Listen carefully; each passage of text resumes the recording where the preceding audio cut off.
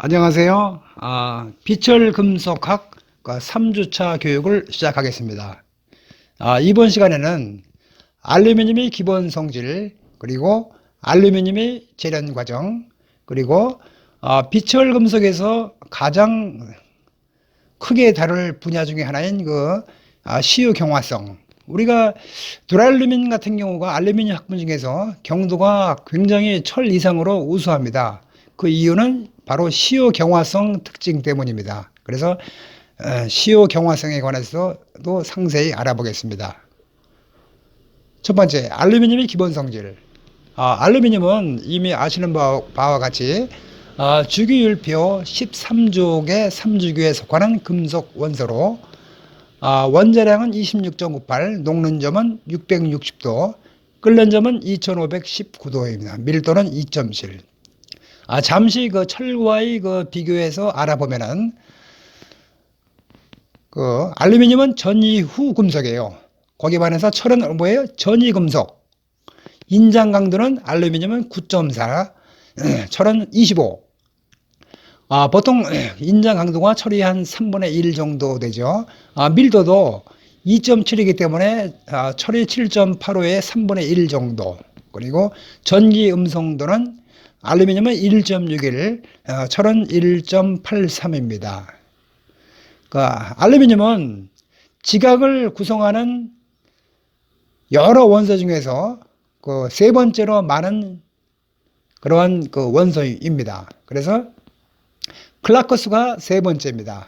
클라크수 세 번째. 그리고 알루미늄은 자연 상태로 존재하지 않고 산소와의 친화력이 가장 크기 때문에 알루미늄 귀산염, 산화 알루미늄 상태로 암석에 존재합니다. 그래서 우리가 주변에서 보게 되면 포크사이트, 장석, 운모, 빙정석, 반토, 도토, 또 산화물로서는 알루미나 그리고 세라믹스, 루비, 사파이어 이런 것들은 순수 Al2O3 산화 알루미늄이죠. 그죠?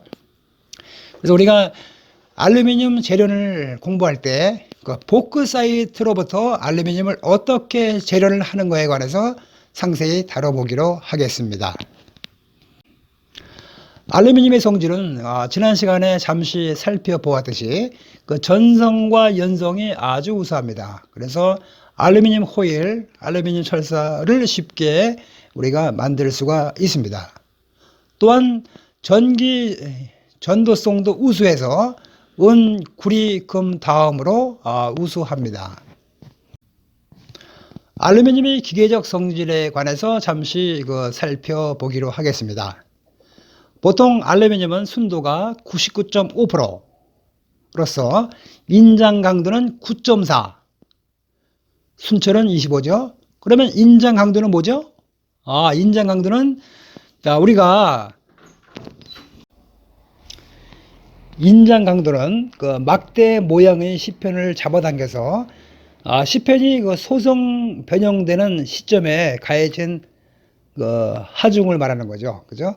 인장 강도. 그리고 알루미늄의 연심률은 45에서 35%. 연심률이 뭐죠? 인장 하중으로 늘어난 길이를 최초의 길이에 대한 백분율이죠. 그래서 예를 들어서 길이가 1m라면 인장 하중을 걸면은 얼마가 돼요? 1m 45cm가 되는 거죠. 그리고 알루미늄의 융점은 몇 도예요? 660도. 융점이란 뭐죠? 보통 1기압에서의 녹는 점을 말하는 겁니다. 철의 융점은 아는 바와 같이 1539도. 그리고 알루미늄의 비점은 얼마예요? 2520도. 비점이 뭐예요? 간단하게 말해서 끓는 점으로 액체의 온도를 점차 높이면 증기가 발생하여 외압과 같아져 끓어오르게 되는데 이때의 온도를 비점이라고 합니다. 그리고 알루미늄 비중은 아시는 바와 같이 이미 알아본 바와 같이 2.7, 그리고 철의 비중은 7.85이기 때문에 철의 3분의 1 정도 수준이죠. 또 알루미늄의 특징이라고 할 수 있는 것이 일반 강제와 다르게 저온에서도 인장 강도, 내력, 신율은 상온과 거의 같고 특히 그 저온 취성이 거의 없어요. 저온 취성. 그러한 그 특징이 있습니다. 그죠? 저온 취성이 없는 이유는 낮은 온도에서도 그 전연성이 우수한 상태로 유지가 되기 때문에 외부의 힘에 의해서 변형이 되거나 끊어지거나 그런 성질이 거의 주로 없다는 그런 특징이라고 할 수가 있습니다. 그리고 브리넬 경도. 브리넬 경도는 순철은 56에서 80, 탄수광은 145, 거기에 반해서 알루미늄 얼마에 25, 구리는 80에서 45, 85, 황동은 200. 순수 알루미늄은 그 자체의 브리넬 경도가 굉장히 낮아요. 25. 그래서 합금을 통해서 그 브리넬 경도가 상당히 상승하는 모습을 다음 시간에 살펴보기로 하겠습니다. 이상과 같이 알루미늄의 성질과 기본 기계적 성질에 관해서 알아봤습니다.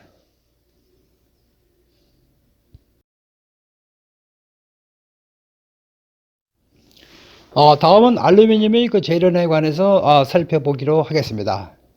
알루미늄은 자연 상태로 존재하지 않고 여러 가지 그 광석이라든가 그 산화 알루미늄에 함유하여 존재합니다. 특히 다량 함유하고 있는 보크사이트로부터 알루미늄을 추출해내는 과정을 잠시 살펴보겠습니다. 보크사이트 잘 알죠? 보크사이트는 뭐죠? 그 Al2O3 알루미늄 산화물과 그리고 규산염 SiO2 그리고 산화철 아이런 옥사이드 이와 같은 암석들과 같이 함유하여 광물 상태로 존재하는 것이 보크사이트입니다. 그러면 이와 같은 보크사이트에서 어떻게 알루미늄을 추출할 것인가? 여러 가지 방법이 있어요. 특히 바이어법이라든가 소다 석탄법. 이 시간에는 바이어법에 관해서 잠시 살펴보겠습니다. 1차적으로 산화 알루미늄이 보크사이트에 포함이 되어 있으면 여러 가지 방법으로 그 분쇄를 해요. 그죠? 그 암석에 녹아 들어가 있는 암석에 포함이 되어 있는 그 산화 알루미늄을 그 가성소다에 용해를 시켜요. 녹여서 1차적으로 추출을 하는 겁니다. 그래서 이때 사용하는 것이 소디움 하이드로 옥사이드 NaOH가 포함이 됩니다. 이를 통해서 알루민산 나트륨 NaAlO2인 1차적으로 알루민산 나트륨이 생성이 됩니다. 산화 알루미늄을 광석에서 추출하기 위해서 이와 같은 염기 물질을 사용을 해서 1차적으로 추출한 후에 다음에는 가수 분해를 합니다. CO2 이산화탄소 환경에서 물을 통해서 가수 분해를 하게 되면은 AlOH3라는 수산화 알루미늄이 생성이 됩니다. 수산화 알루미늄 AlOH3 이때 수화 상태가 Al2O3 3H2O로 나온 것을 다시 그 물 분자를 제거하는 하소 과정을 겪게 됩니다. 그래서 하소 과정을 거치면은 Al2O3라는 그 산화 알루미늄을 1차적으로 생성을 하게 되는 겁니다. 다시 정리하면은 산화 알루미늄이 포함되어 있는 보크사이트를 수산화 나트륨에 용해를 시켜서 알루민산 나트륨을 생성을 하고 그리고 가수 분해 과정을 통해서 수산화 알루미늄을 추출하고 그리고 수화와 하소의 과정을 거쳐서 산화 알루미늄을 추출하게 되는 겁니다. 이때 생성된 그 산화철과 기산염은 불순물로 슬래그화 처리해서 이 슬래그화 처리되어 있는 불순물들을 제2의 자원으로 활용하는 그런 많은 실험들이 진행이 되고 있어요. 우측에 보이는 것이 알루민산 나트륨, 이건 주로 이제 정수 처리에 많이 활용이 됩니다. 그리고 수산 알루미늄의 수산화물, 이상과 같이 보크사이트에서 산호 알루미늄을 수출하는 과정을 알아봤습니다. 그러면 그 다음 공정이 홀-L 공정이라는 전기분해 장치예요. 전기로에서 가열해서 용이해서 전기분해해서 우리가 최종적으로 알루미늄을 생성을 합니다. 이때 플러스 마이너스 탄소 전국에 흑연, 그라파이트를 사용을 합니다. 그리고 빙정석을 함께 넣는데 빙정석을 넣는 이유는 용리 온도를 낮추기 위해서 빙정석을 넣습니다. 그래서 이 그림에서 양극과 음극이 여러 반응 과정을 거쳐서 최종적으로 알루미늄을 우리가 생성을 하게 됩니다.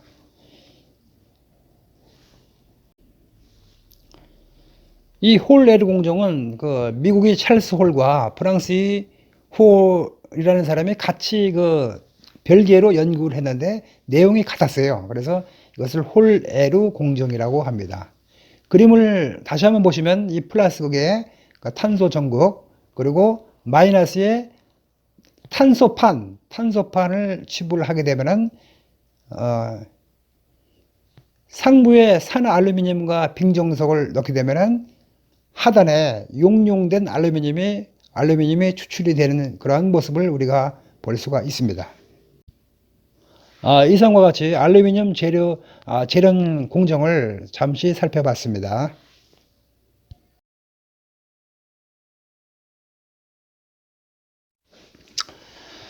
이번 시간에는 비철 합금에서 아주 중요한 그러한 내용을 설명을 하겠습니다. 시효 경화. 글자 그대로 에이지 하드닝이에요. 시간이 흐르면서 점차적으로 경화가 되는 그러한 성질. 이것을 프리시피테이션 하드닝, 석출 경화라고도 이렇게 표현을 합니다.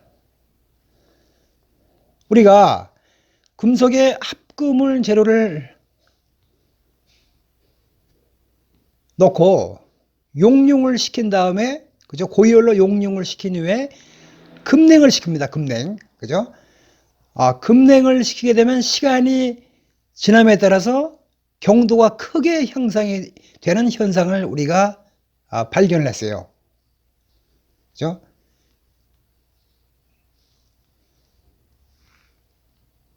이것을 우리가 상온에서 자연적으로 이와 같이 시효가 되는 현상을 자연시효 또는 실온시효라고 부르고, 또 일정한 온도를 가했을 때, 일정한 적당한 온도를 가했을 때 시효가 발생하는 것을 고온시효 또는 인공시효라고 부릅니다. 그러면 왜 시효가 발생을 하는 것인가? 시효가 발생한 까닭은 우리가 열을 가해서 용융 상태에서 급냉을 시키게 되면은 고에너지가 갑자기 정체가 돼버려요. 그 에너지가 내부적으로 응력 상태에 상당한 포텐셜 에너지를 가지고 있는 거예요. 그래서 이 안에, 금속 안의 상태가 굉장히 불안정해요. 그죠? 급냉을 했기 때문에 모든 것이 정지 상태로 되어 있지만은 그 안에 상당한 에너지를 가지고 있기 때문에 그 에너지가 새로운 변화를 일으키는 거예요. 무슨 변화냐? 합금 상태를 균질하게 미세한 구조를 형성을 하는데 그 에너지가 사용이 돼요. 그러니까 결과적으로 그 안에서 원자가 활발히 움직여 줌으로써 내부적으로 균질한 상태를 만들어 가는 거예요. 새로운 합금의 그 상을 만들어 가는 거예요. 다시 말해서 새로운 그 베타상이 석출이 돼 가지고 새로운 그 안의 구조를 찾아가는 거예요. 그래서 그와 같이 됨으로써 경도가 향상이 되는 겁니다.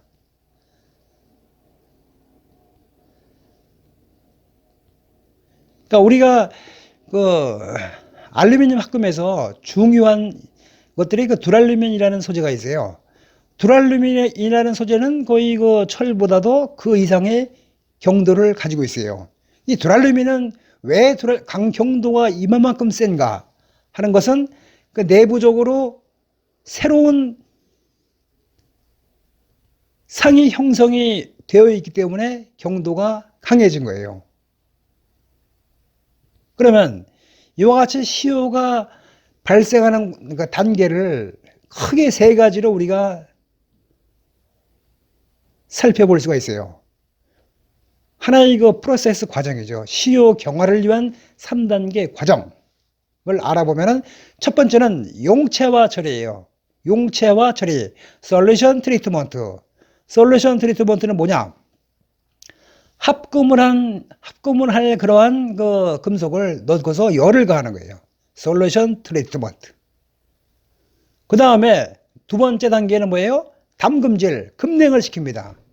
서서히 냉각을 시키면은 이와 같은 그 새로운 상이 형성이 안 돼요. 그 조금 이따 다시 한번 제가 설명을 드리겠습니다.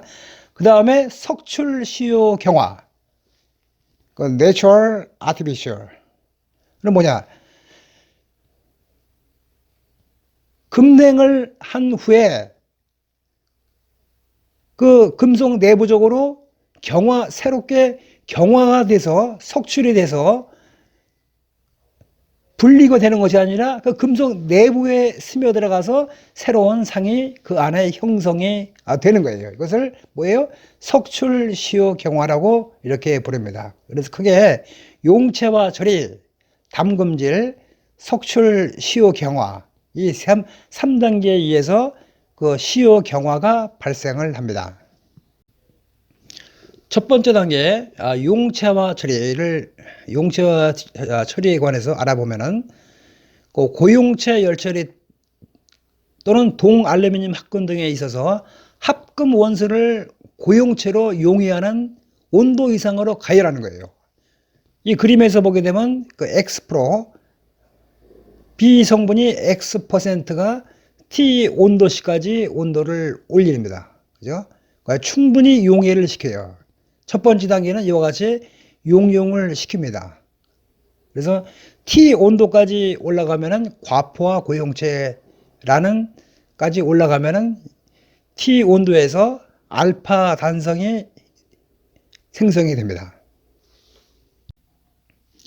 그리고 급냉을 시키면은 X-C%만큼 석출이 되는 거예요.